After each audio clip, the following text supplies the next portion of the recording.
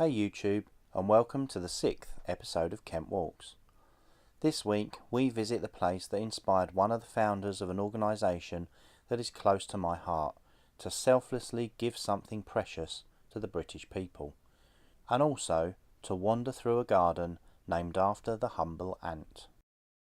The walk conveniently starts at Toys Hill Car Park. Grid reference TQ 469516.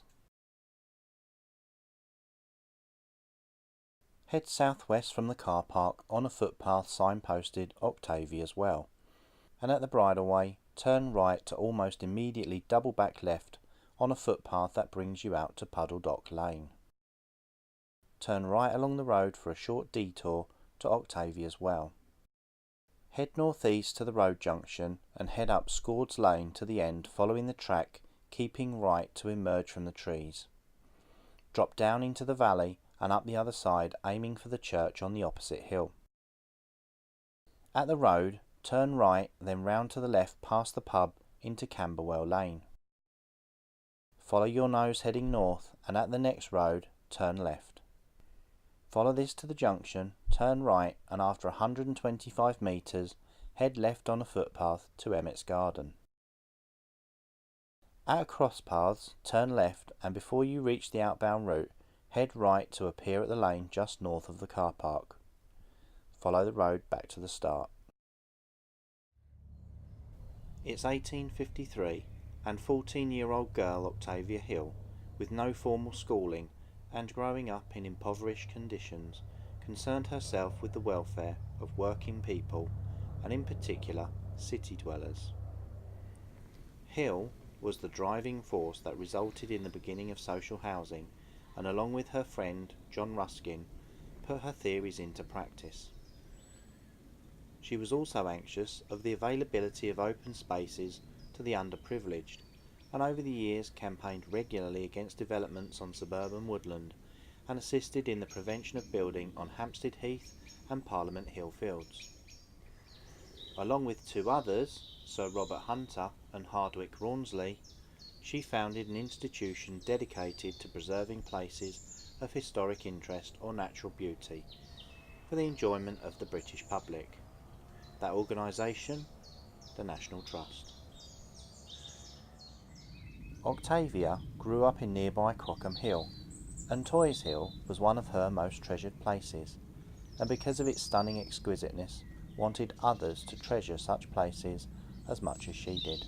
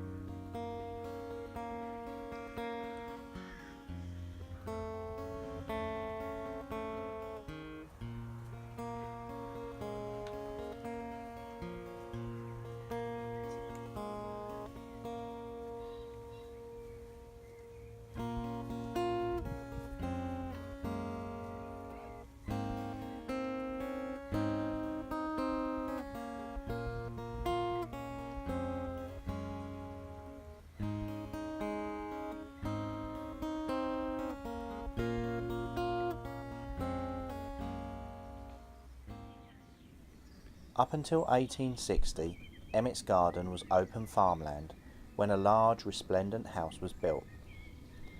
In 1890, the house and land were bought by fervent gardener and banker Frederick Lubbock. In the following years, Lubbock, inspired by his journalistic gardener friend William Robinson, arranged the garden in its chic Edwardian design. Lubbock passed away in 1927, and the estate was snapped up by Charles Watson Boyce, an American geologist who, although added his stamp to the house and gardens, preserved their fundamental charm. Incidentally, emmett is a local word signifying ant, and relates to the smattering of giant anthills that once graced the area. The National Trust was bequeathed the property in 1964 and continued to maintain the 6-acre garden's botanical diversity.